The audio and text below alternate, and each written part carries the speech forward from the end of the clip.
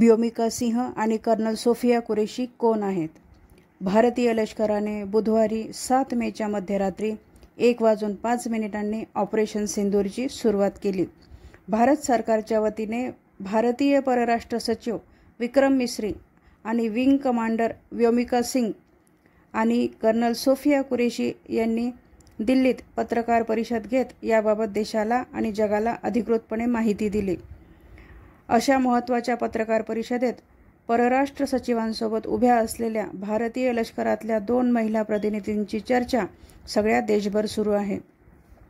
या माहिती देणाऱ्या कर्नल सोफिया कुरेशी गुजरातच्या वडोदरामधल्या आहेत.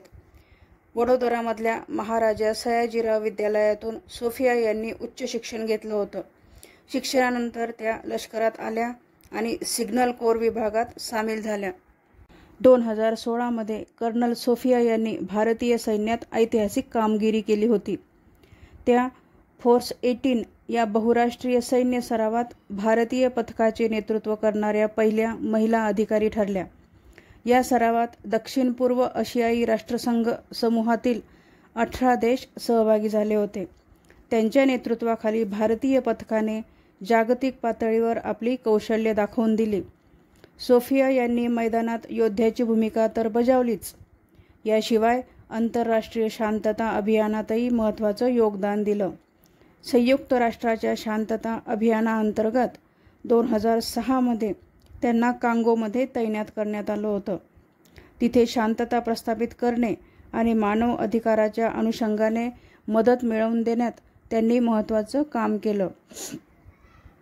संघर्षमय क्षेत्रात शांतता आणण्याचा प्रयत्न करणं हा माझ्यासाठी मोठा गौरवाचा क्षण होता, असं कर्नल सोफिया अभिमानानं सांगतात.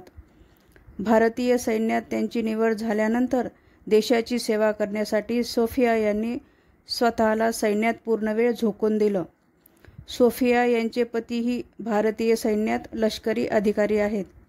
आज गुजरातच्या वडोदरामध्ये जन्मलेल्या या भारतीय लेकीनं म्हणजेच कर्नल सोफिया कुरेशी यांनी पुन्हा एकदा भारतीयांची मान उंचावलेली आहे. सोफिया कुरेशी यांच्यासोबतच विंग कमांडर व्योमिका सिंग यांनीही एक महत्त्वाचं संबोधन केलंय. व्योमिका सिंग ह्या वायुसेनेमध्ये हेलिकॉप्टर पायलट आहे.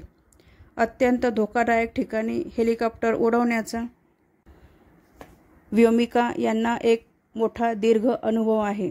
आतापर्यंत 2500 तासापर्यंत हेलिकॉप्टर उडवण्याचा त्यांचा अनुभव आहे. व्योमिका यांनी ईशान्य भारतामधील राज्यात आणि त्यासोबतच जम्मू काश्मीर यांसारख्या कठीण प्रदेशामध्ये चीता आणि चेतक हे हेलिकॉप्टर उडवलेले आहेत.